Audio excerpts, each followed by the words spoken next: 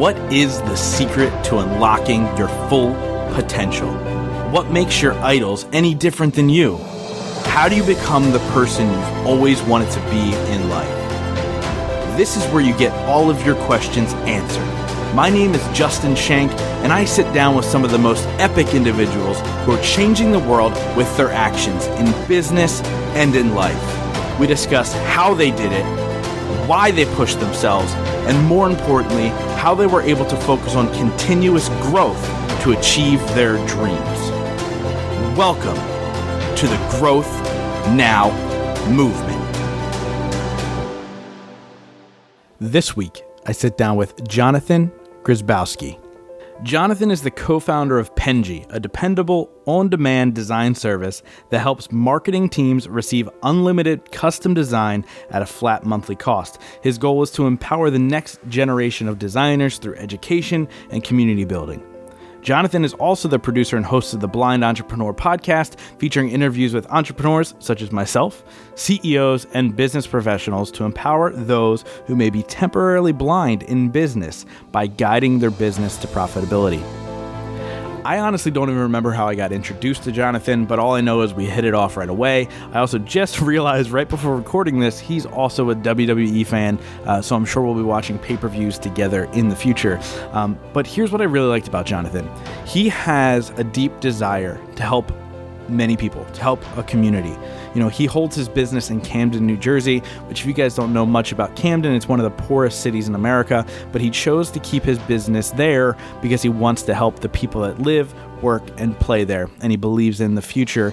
And I have the same exact mindset about Reading, Pennsylvania, which is where I live, and so Johnathan and I kind of really hit it off right from the beginning from that standpoint.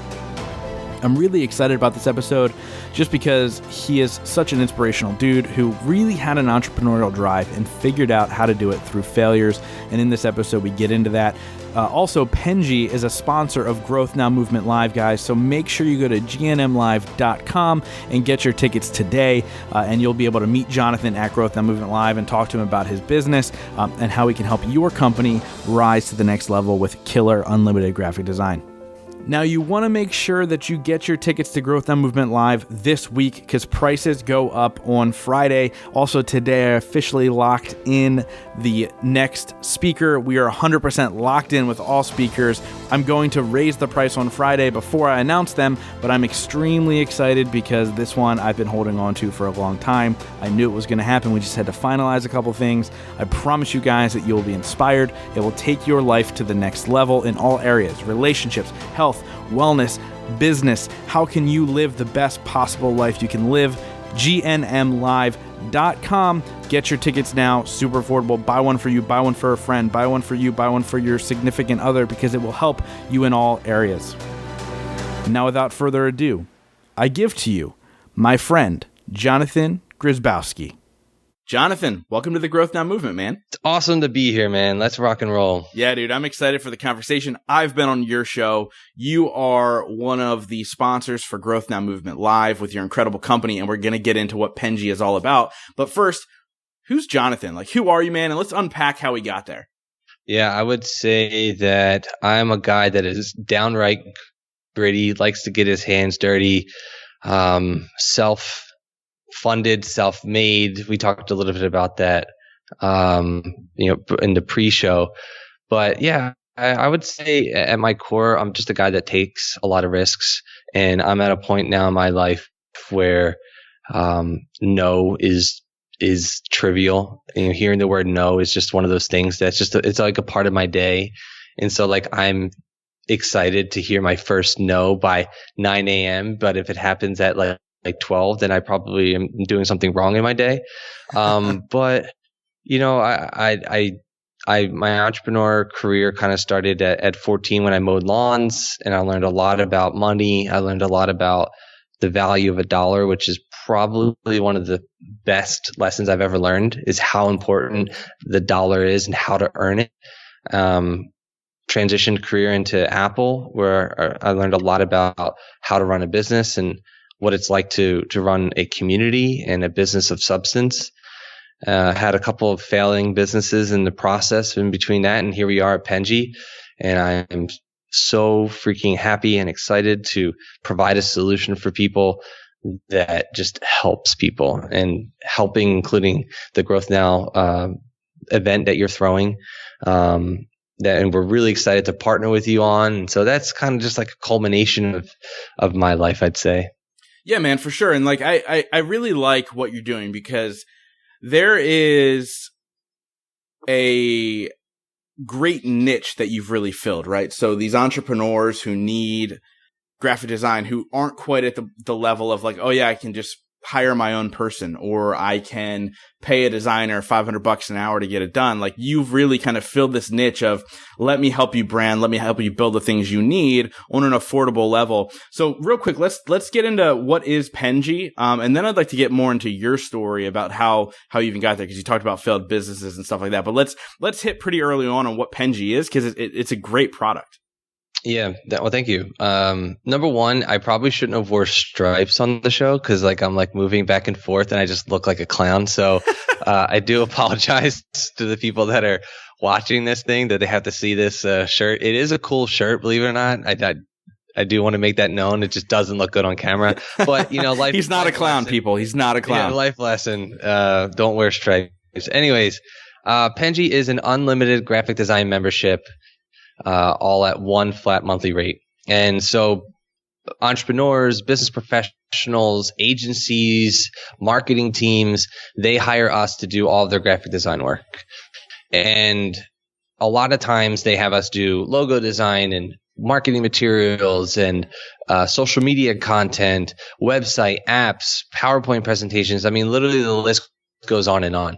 One of the hardest things to do in business, and if you're listening right now, I can almost guarantee you've had a struggle, is finding time to do the designs that you want to do for yourself and for your clients, or you've had a hard time finding the right design talent in order to facilitate the graphic design that you need for your business. And we've had those issues internally. We've had those issues throughout the course of our entire business, of my personal entrepreneurship career, is finding that design team, that trusted team that's always there for you. So that was a huge pain point for us internally. Penji was created because we created this tool internally within ourselves to scale our design process. And that tool ended up becoming what Penji is today. Yeah, I love the whole entrepreneurial journey of like, you started something for one reason and then you're like, oh my God, this actually solves a problem, right? And that's exactly what you just talked about. But let's talk about a little bit more about your failures, and let's talk about the things that you tried to do. And that's what led you to Penji. So you said, I had a couple failed things after Apple. First, why entrepreneurship? Because it's stressful. It's a headache. There's a lot more. You work more than most, et cetera, et cetera. But why entrepreneurship? And what was your kind of thought process and journey that then got you to Penji? So I would say for me, it's been like that internal thing that I just had to do. It's not like entrepreneurship wasn't sexy when like I decided to quit my job, right? Mm-hmm. It was just this internal innate thing that led me and told me that I needed to do this in order to survive. I had a job at Apple. I hated it. You would think that you would love your job because Apple is the first $1 trillion business on the planet. And although it's a great company to work for, I was always unfulfilled. And I was unfulfilled because I knew I needed to do more. I knew that I was meant and destined for much greater things. And I'd say the reason why I'm an entrepreneur is part ego, large part ego, large part just, that grittiness. But yeah, I quit my job. I put my 2 weeks in at Apple. And the day I put my 2 weeks in, my manager was like, you can go home now and just quit now because we don't need you. So I had this like idea of this business, and I think this is like the first or second time I'll name it, is called Pan Fried Media, because I'm really into food. So I figured that if the people who need content the most are like restaurants. And so I knew that in order to survive, I needed to eat. I knew in order to survive, I needed money. So I said, okay, well, I could do one of two things. I could barter for food because this company, Temporary Media, was a marketing company that specifically worked with restaurants. So I knew I needed food. I knew I needed money. So I could barter for money, or excuse me, I could barter for food, or I can ask for money. And I got a couple clients here and there, but it was like so primitive in the days of marketing that it just didn't make sense. Well, restaurants also are. I mean, there's not many restaurants that are actually financially stable enough too. So that's an understanding as an entrepreneur. Sometimes understanding your market a little bit. And I'm not saying you didn't understand your market, but I learned later, like with some of my failed businesses, like I was like, yeah, let's do this, and then I realized, oh crap, I don't know my market, and it failed because of that. I've also learned in business after that, working with many different types of organizations, is that restaurants they're like, if the owner's making 40 grand for himself, like they're killing it. You know what I mean? So it's an interesting market. So anyway, I digress. I jumped in there, but I didn't know anything. I mean, I just thought, I went off of like my internal like acumen, so to speak, and I was like, you know what, I like food. I'm a foodie. I know it well. I need to do it. And so I knew nothing about the food industry at all. I never worked a day in the restaurant field in my entire life. So there was that. Then we had a company called Dino Enterprise, which does marketing and web design and stuff like that. Then that went by the wayside because we had a partner that left. And then started a company called Waterfront Media. And Waterfront Media was the most recent company before Penji. And that was an agency, high-end agency that worked with like universities and stuff like that. But again, that didn't work because we didn't solve a large enough problem. Like we were really good. It wasn't that we were bad at what we did. We were really good and we were known for design. But the problem that we had was that we weren't specialized. We weren't focused. And the problems that we were solving were so minuscule that it didn't matter. Yeah. Like if we make a kick-ass website for a university, who the F is that helping? Right? Like it's cool from an ego aspect. It's cool to be like, yeah, man, we worked with Rutgers and we worked with Rowan and we were at Rowan University, which are all local to where we are here in Camden. But like, is that helping the student? Like, no, it's not. Yeah. You know, it's very unfulfilling. And then very, very unfulfilling, very empty. Yeah. So that's when we're like, you know what can we do that services the community? What can we do that solves a legit problem? And what can we do that is more stable of an income for ourselves?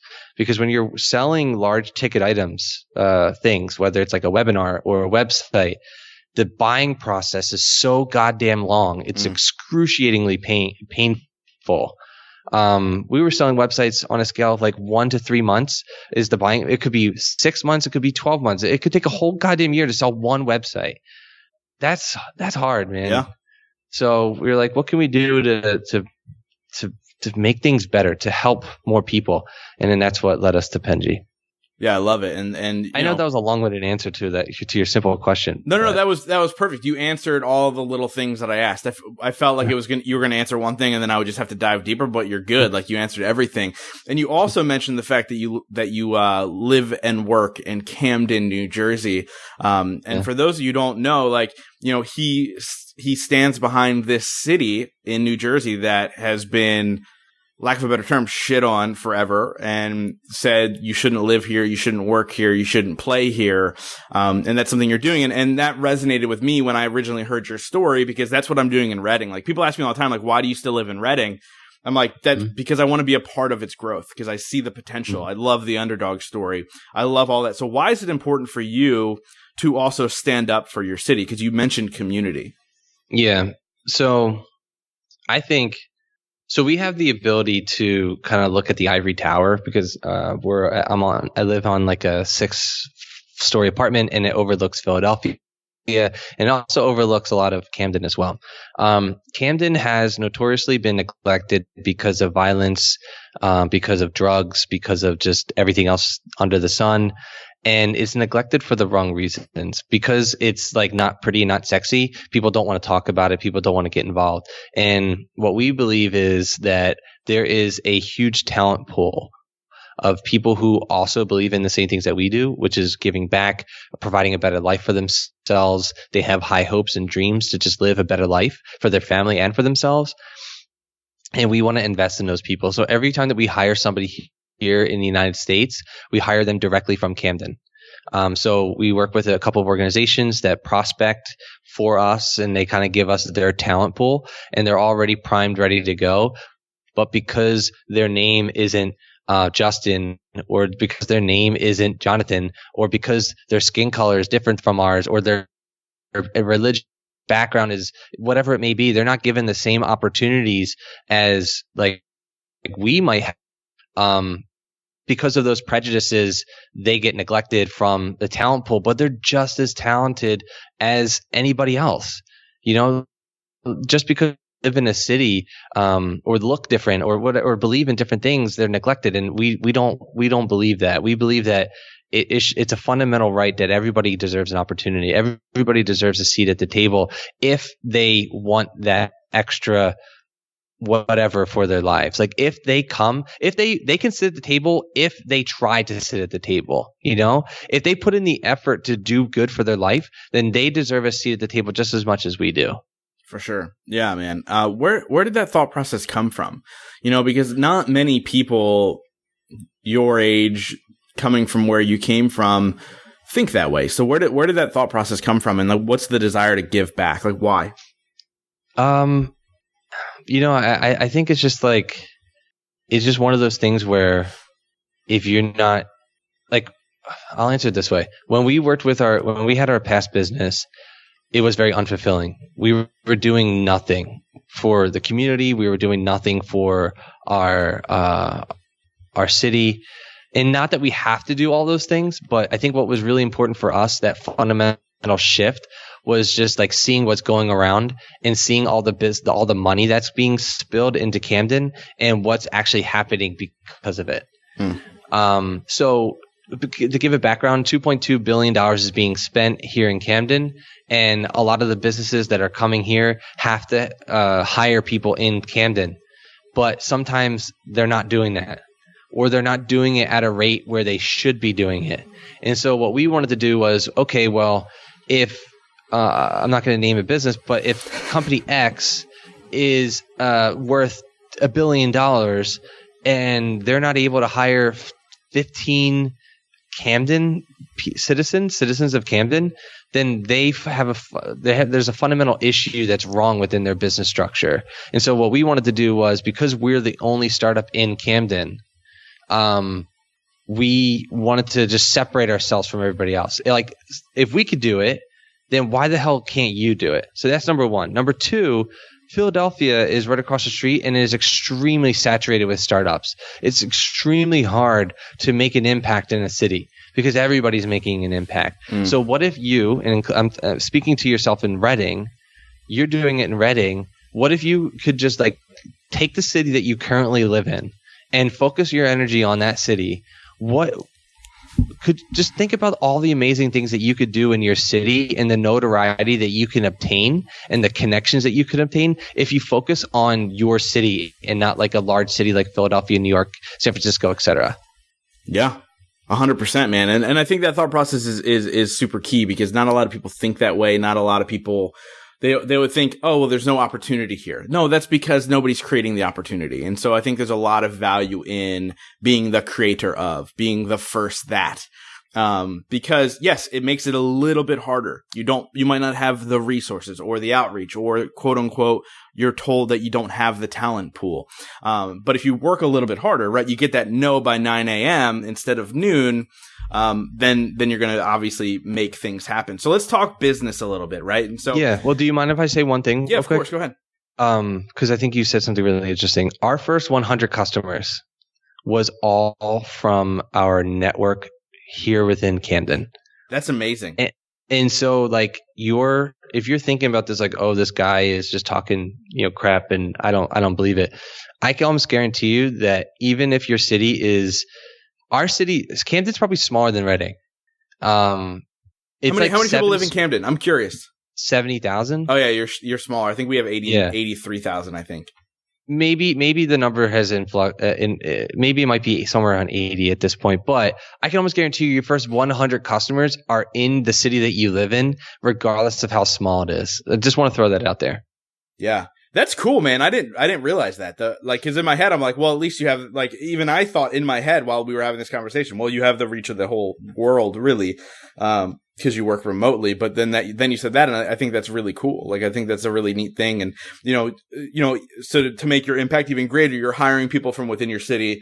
But you also are helping businesses who might not be able to afford, again, those big agencies, and you're really helping them grow their business, because how freaking important is marketing? Yeah, exactly. Yeah, it's critical. Yeah. I mean, I do want to make it known that we do also have, like, our first 100 didn't come specifically from Camden. It came from Philadelphia. It came from Camden itself. It came from South Jersey. But a large majority of the people that allowed us to grow Penji to what it is today is because of our existing network. And it started with impacting our local community. For sure, man. Yeah. And that totally makes sense. And I love that. And so I am actually South Jersey born and raised. My senior prom was in the city of Camden at the Camden Aquarium, which is really funny. Like, so like our ties are so much closer than we could ever imagine. Yeah. Like, I'm surprised we've never crossed paths before, other than when we met at Podcast Movement, a month ago, 2 months ago. Yeah. But yeah, man, it's just funny to see how the world kind of revolves in that way. So let's talk business real quick, right? So like this podcast, I talk about so many different things. I talk about the rock bottom moments. I talk about relationships. I talk about health. And I find sometimes I don't dive deep enough in business. And just you and I, but the conversations I have with the people before and after the calls are business, like scaling and so on and so forth. Like before we hit record, we talked about all that stuff. So let's talk about what you're doing, from an entrepreneurial standpoint. Yes, you have 300 plus customers now. You might hit the 7-figure mark this year or next year.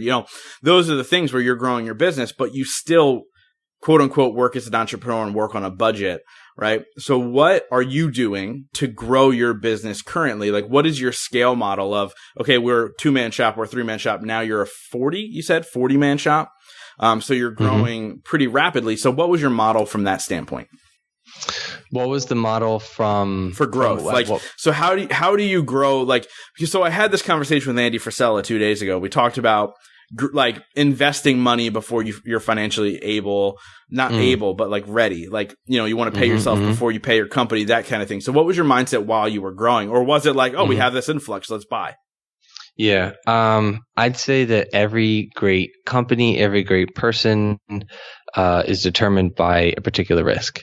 And I think it's really awesome to look at the financials at the end of the month or at the end of the year, whatever it is that you do. Hopefully you look at your financials weekly, and see that number increase, right?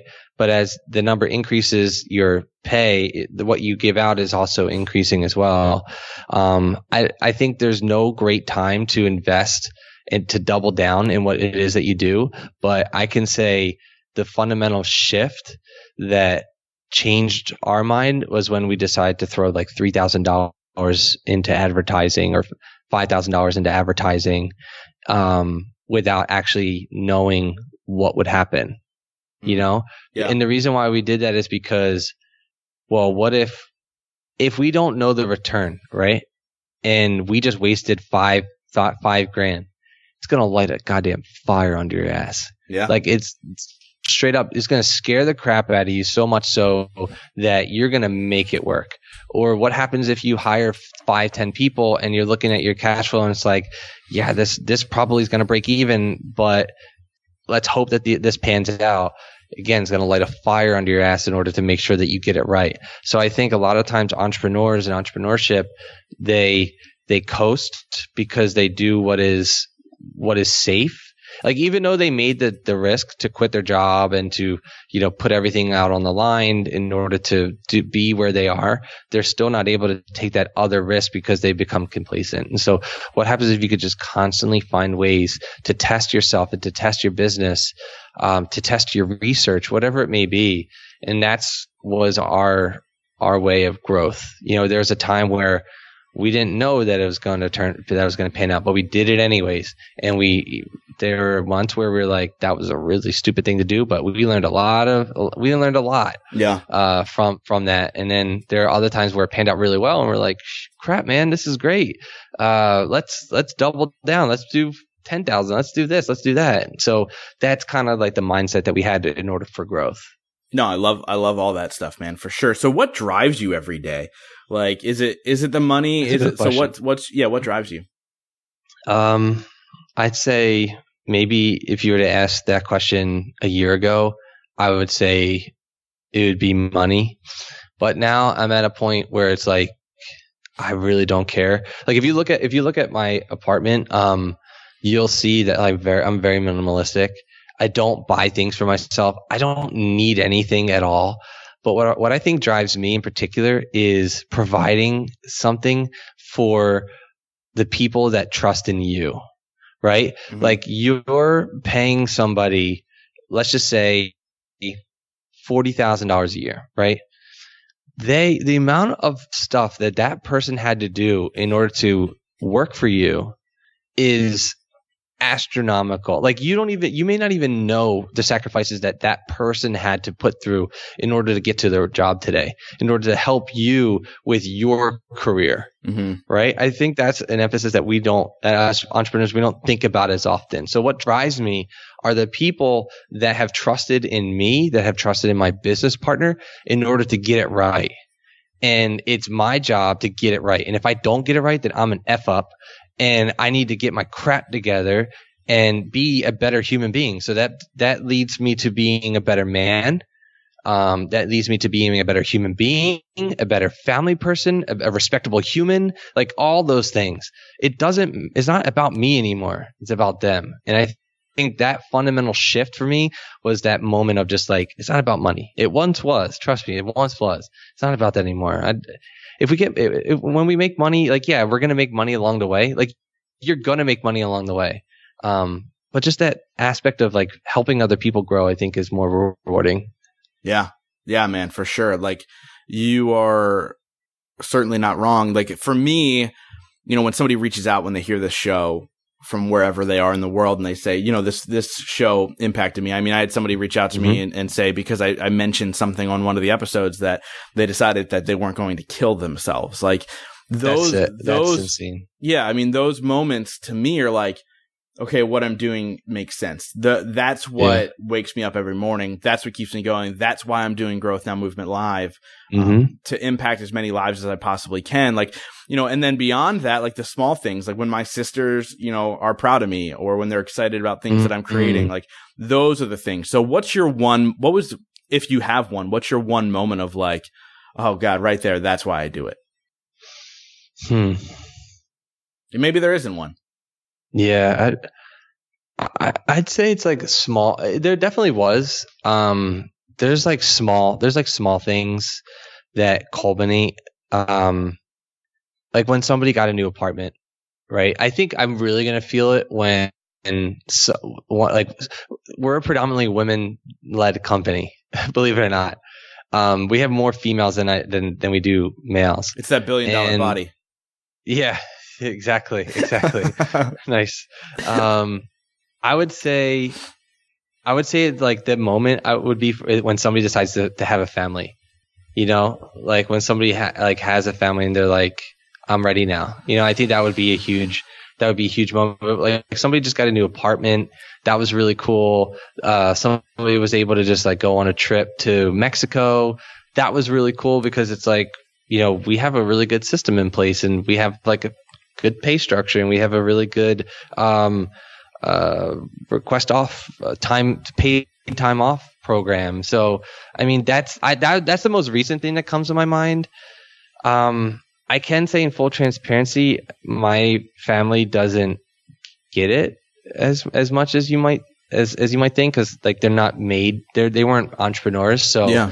like I could make a post that says, like I made a post, startup of the year, on social media that we're thinking that we're in the runnings of being startup of the year. That's awesome. And my mom comes up and it's just like, yeah, so like, how are you doing money wise? Do you need anything right now? Are you good? And that's like her being a mother. I get that, but at the same time, it's like I don't know why you would ask that. Like if you understood it, you wouldn't ask questions like that. So I'm still trying to find some validation from like family, but I'm very understanding that like they just don't get it. But I'm really happy to hear that like your family supports you in that. Like, that must be a great feeling. Yeah, man. So that's the one thing I always say. Like, obviously, growing up, I didn't have the easiest childhood, but the one thing I've always had is an extremely supportive family.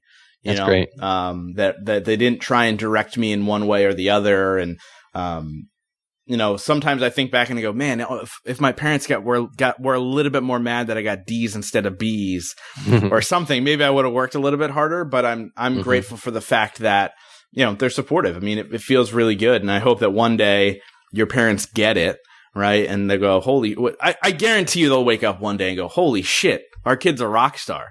Like, what are we not seeing here? You know what I mean? It's definitely not a driving factor for me too. I think it once was.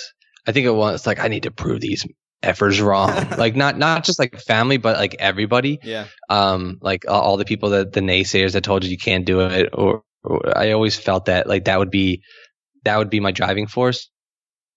There was like, I don't care anymore. Like, if you don't believe in me and believe in what I do, I don't need your validation. My validation is in the room where the people that are working in. My validation is like, those are the people. And then even the people online, we talked about like, offshore talent. Like, they have careers too. Just because you don't see them, they have lives. They have families. Like, those people put as much trust in you as the people in the United States that you're physically talking to and working with. So yeah, it's all the same. Right. And so we talked about offshore employees and stuff like that, and how I have some people, doing work for me, out of the United States. And, at first I had an internal struggle with it, because I was like, oh no, this work should be here in America, and quote unquote.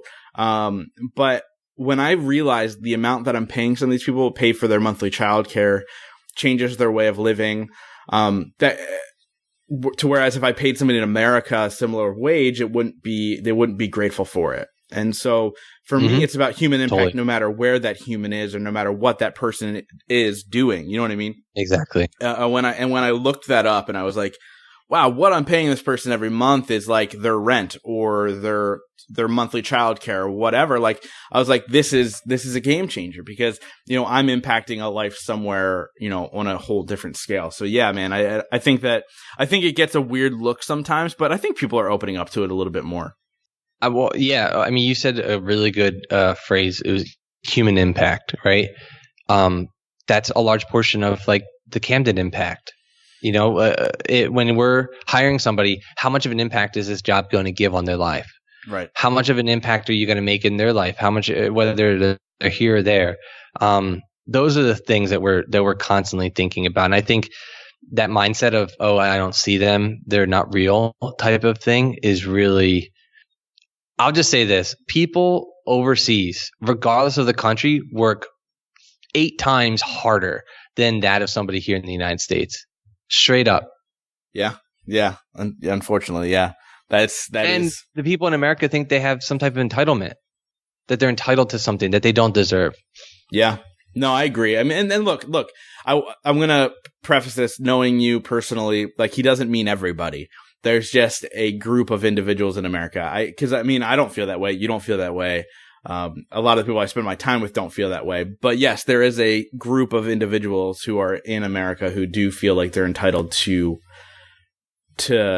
a lot for such little things. You know what I mean? And so that's kind of, it's kind of crazy, man. And, I love having these types of conversations because, if I didn't interview you for this show, I wouldn't realize your thought processes as an entrepreneur. I wouldn't realize the successes that you've had, within your business and stuff like that, and how you truly feel about what you're doing. And as you know, as a podcast host, you get to interview successful people all the time, just like I do.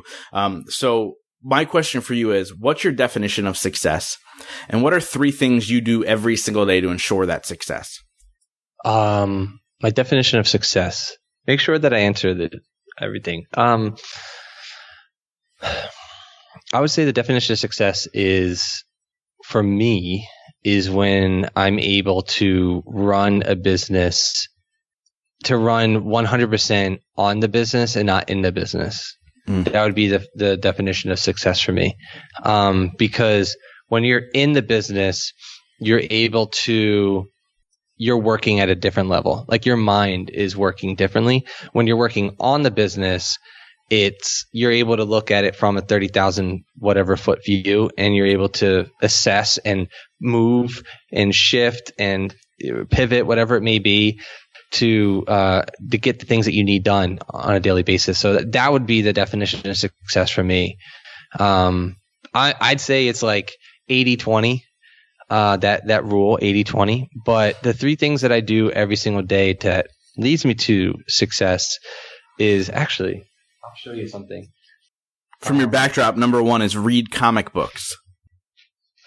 Yeah. I'm a huge comic nerd. I have like those Funko toys, and that's like Thanos's like actual gauntlet. So, well, obviously not the one that he used, but this little thing is like. So this is a thing that I created. It's just called Management Overview. It has all the numbers. It has all the sales. It has all of my personal accomplishments, like the goals that I have for the week and the team goals. For those listening, it's a notebook that he created. So yeah, my bad. I'm a podcaster. 99% of my audience is Audible. So yeah, that's my bad. I completely forgot. I got so excited talking about it. But I also have like another sheet. I have two sheets. I have a written one, and the one that you saw, and the people that are listening, it's just literally a booklet of it's a one sheet paper of this customized things that I created. And then I have another sheet that is like a list. It's about 8 pages deep of like my thoughts and things like that. Anyways, the reason why I did that thing in particular is helping me is making me successful is because it allows me to understand what's going on in the business. So I'm able to be more prepared than I've ever been before. I'm able to analyze things in a different manner.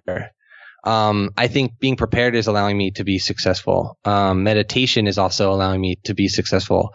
Third thing, can you ask the question again? Yeah, what are the three things you do to ensure the success that you've just defined? Yeah. And focusing on the things that matter. That's why I brought this up. So I write down on this sheet of paper the 5 things that I need to do in that day that are going to make me successful. If I don't do those 5 things, then I failed that week.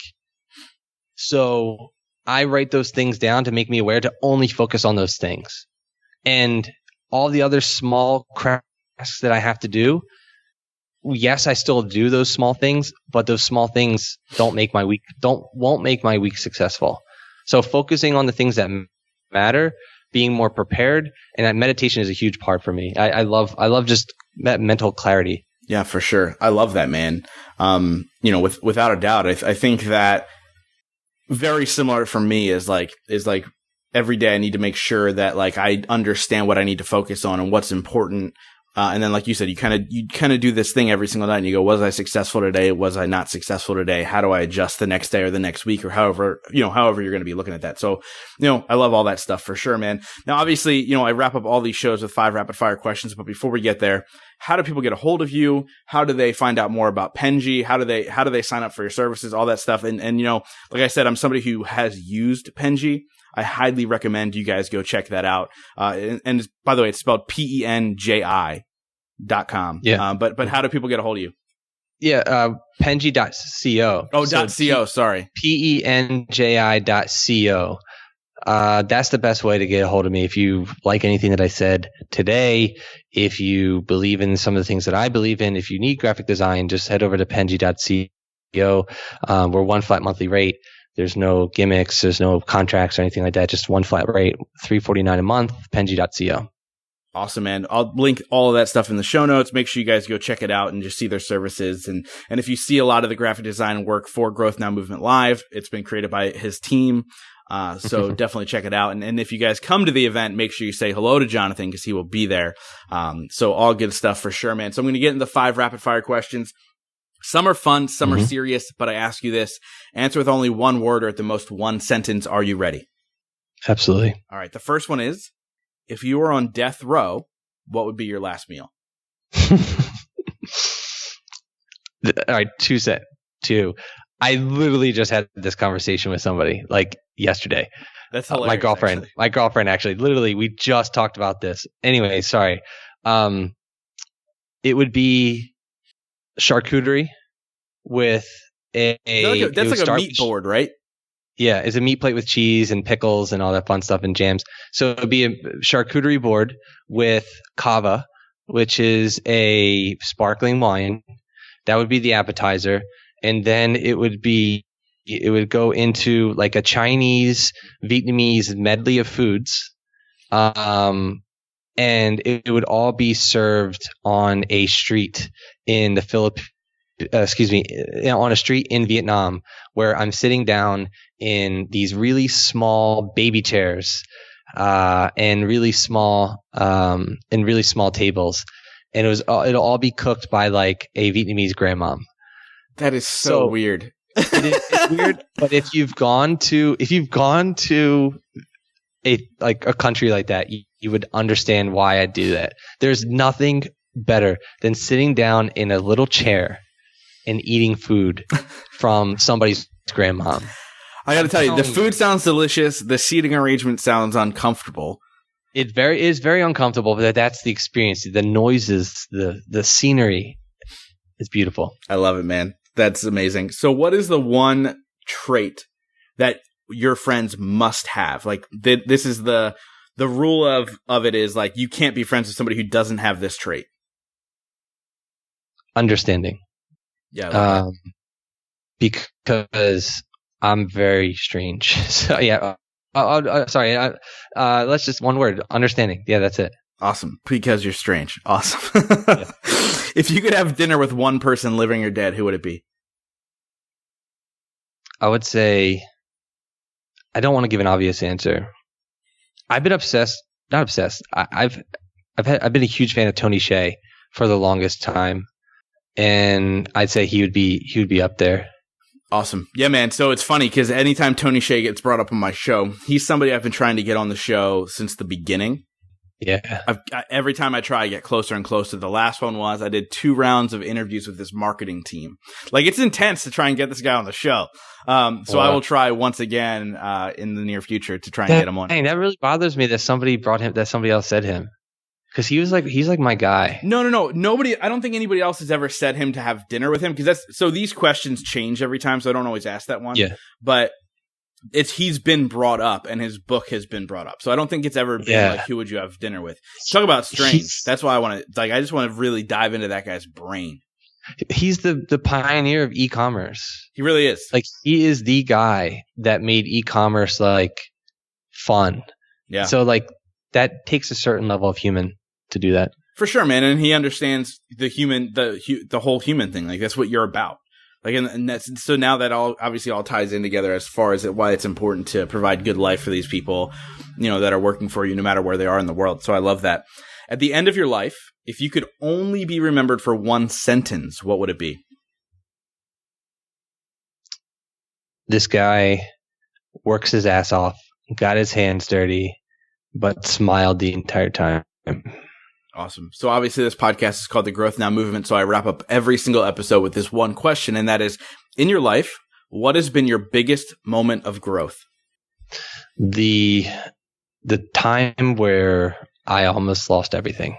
And we didn't even get into that. But I think for me, it was a moment of checking my ego at the door. I think our egos, my ego in particular, all of our egos have the ability to completely destroy you.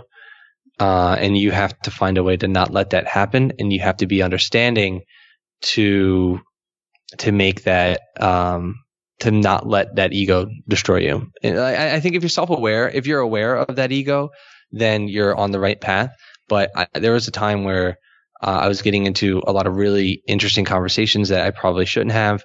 I was doing things that just weren't respectful. And I kind of looked at myself in the mirror and said, like, who's the future Johnathan? Like, who's that person that I want to be? And And it took a lot of really interesting, hard conversations with myself in the mirror.